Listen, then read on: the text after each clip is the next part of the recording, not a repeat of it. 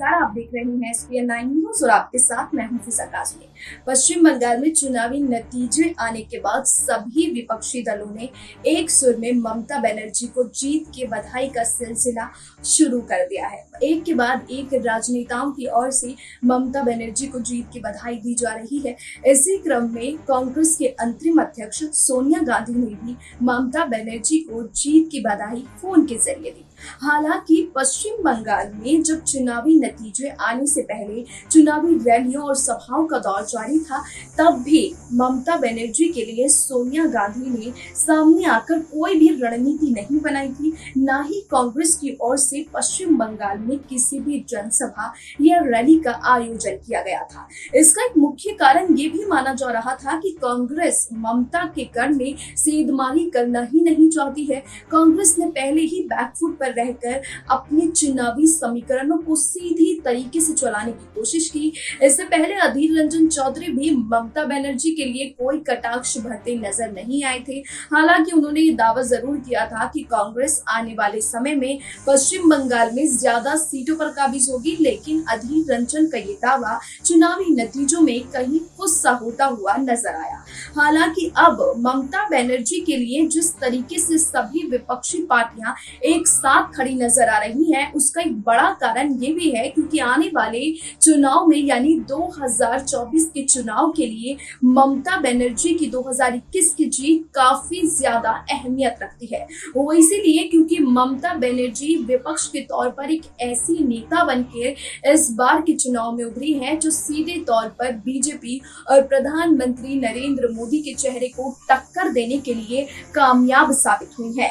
तो सोनिया गांधी और ममता बनर्जी के बीच रिश्तों की ये रणनीति आने वाले समय के लिए क्या संकेत देती है, ये रिपोर्ट देखिए। पश्चिम बंगाल में ममता बनर्जी ने जीत की हैट्रिक लगाते हुए बंगाल की सत्ता को एक बार फिर अपने नाम लिखवा लिया हो।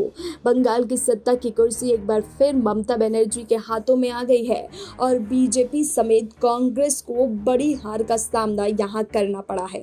बात अगर बीजेपी की करें तो बीजेपी ने फिर भी स्थिरता दिखाते हुए बंगाल में अपनी लाज रखते हुए कई सीटों पर कब्जा तो जमा लिया, लेकिन बंगाल की राजनीति से इस चुनाव में कांग्रेस का सुपड़ा मानो साफ ही हो गया है। लेकिन फिर भी कांग्रेस की अंतरिम अध्यक्ष सोनिया गांधी ने ममता बनर्जी को जीत की बधाई देते हुए उन्हें फोन किया। फोन के जरिए सोनिया गांधी ने ममता बनर्जी को जीत की बधाई दी है।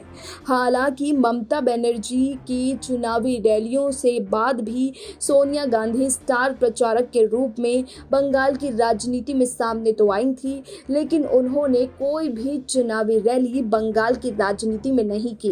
हालांकि चुनावी जनसभाओं के दौरान ही कांग्रेस के दिग्गज नेताओं ने बंगाल की राजनीति से दूरी बनाना ही सही समझा था। इसके लिए ये कहा भी जा सकता है कि शायद सोनिया गांधी और राहुल गांधी ने ये पहले ही अनुमान लगा लिया था कि बंगाल की सत्ता में कांग्रेस के लिए अब कुछ नहीं बचा है, क्योंकि ममता बनर्जी लगातार ये दावा ठोक रही थी कि बंगाल की सत्ता में दोबारा से टीएमसी की ही वापसी होना तय है।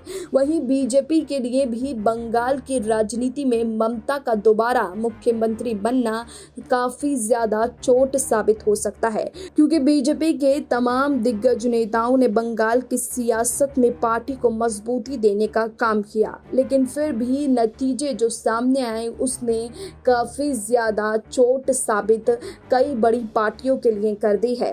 पश्चिम बंगाल में ममता बनर्जी की टीएमसी को स्पष्ट बहुमत मिल गया है। वहीं तमिलनाडु में डीएमके और कांग्रेस गठबंधन ने बहुमत का आंकड़ा छू लिया है। इसी बीच कांग्रेस अध्यक्ष सोनिया गांधी ने तृणमूल कांग्रेस प्रमुख ममता बनर्जी और द्रमुक यानी डीएमके प्रमुख एमके स्टालिन को फोन कर जीत की बधाई दी है। एक और पश्चिम बंगाल में कांग्रेस तृणमूल कांग्रेस के खिलाफ लड़ रही थी, वहीं दूसरी ओर तमिलनाडु में वो द्रमुक के साथ गठबंधन में है। 5 राज्यों के विधानसभा चुनाव में से 4 राज्यों में कांग्रेस का प्रदर्शन बेहद खराब रहा है। पश्चिम बंगाल चुनाव के वोटों की गिनती देर रात तक जारी रही। चुनाव आयोग ने रात 11 बजे तक जो आंकड़े जारी किए उसके मुताबिक बंगाल में टीएमसी को 189 सीटें जीत हासिल हुई है और 25 सीटों पर आगे चलती हुई वो दिखाई दी। लेकिन पश्चिम बंगाल में जीत के बाद सोनिया गांधी ने सामने आकर ममता बनर्जी को जीत की बधाई दी। कांग्रेस के प्रवक्ता रणदीप सिंह सुरजेवाला ने 5 राज्यों के चुनाव में कांग्रेस के प्रदर्शन को लेकर बयान जारी कर उन्होंने कहा कि असम और केरल में पार्टी कार्यकर्ताओं और नेताओं ने काफी मेहनत की है, लेकिन इसके बावजूद नतीजे अपेक्षाओं के मुताबिक नहीं रहे। ऐसे में पार्टी ने इन परिणामों पर चिंतन करेगी। हालांकि कांग्रेस और डीएमके गठबंधन तमिलनाडु में सत्ता बदलने में कामयाब होता नजर आ रहा है।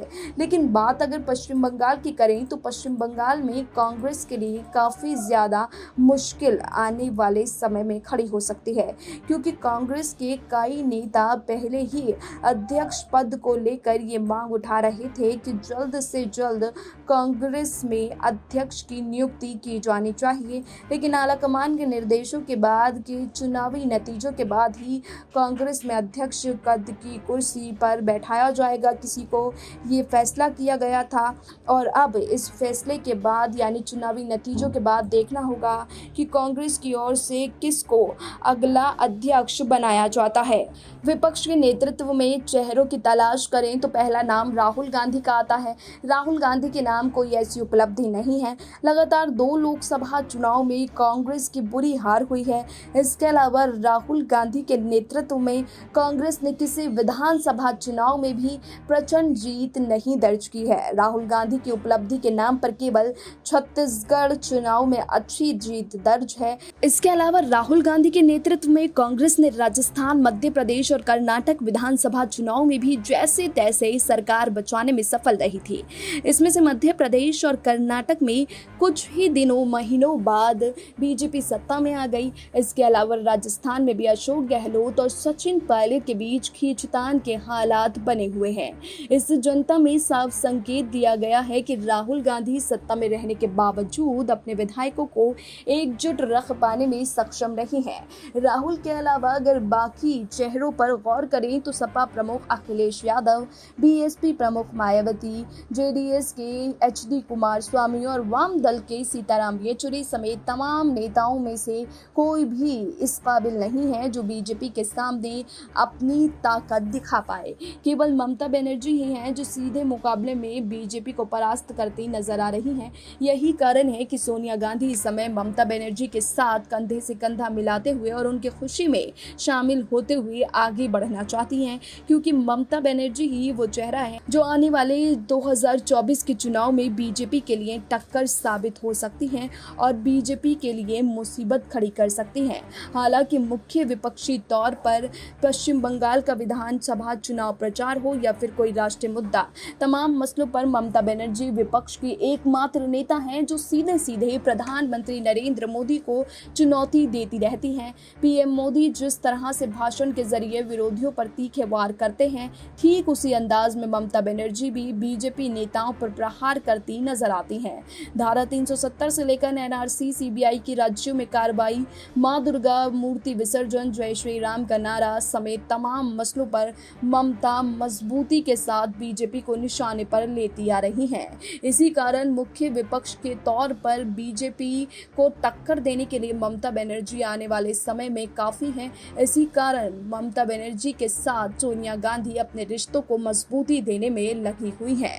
अब जिस तरीके से सभी विपक्षी पार्टियां ममता बनर्जी के साथ कंधे से कंधा मिलाकर चलने की कोशिश कर रही हैं और मजबूती भरे विपक्ष की एक संकेत दे रही हैं, देखना होगा कि आने वाले समय में क्या ये विपक्ष की एकजुटता साबित सही होती है और क्या ये विपक्ष की एकजुटता बीजेपी के लिए मुसीबत का सबब बनती है। ये तो खैर आने वाले वक्त में ही पता चल पाएगा। अभी के लिए इतना ही, लेकिन देश और दुनिया की तमाम बाकी खबरों के लिए आप जुड़े रहिए SPN9 न्यूज के साथ।